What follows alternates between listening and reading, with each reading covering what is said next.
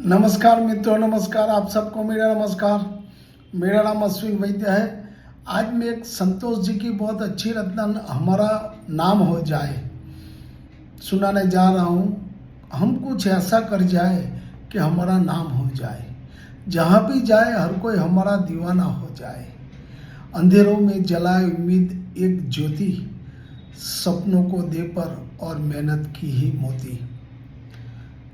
हर कदम पर लिखे अपनी कहानी नई, हमसे देख प्रेरणा दुनिया भी जी उठे सही। बादल बने जो बरसे खुशियों की फुलहार, हर दिल में जगाए उम्मीद का दीदार। हर दर्द को हर ले मुस्काने फैलाए, अपने कर्मों से जग को नया सिखाए। हम कुछ ऐसा कर जाए कि इतिहास बने हमारा, हर लम्हा बस संघर्ष का हो सहारा। आसमान की ऊंचाई भी छोटी लगने लगे, जब हमारे जज्बे की गूंज सबको सुनाई दे।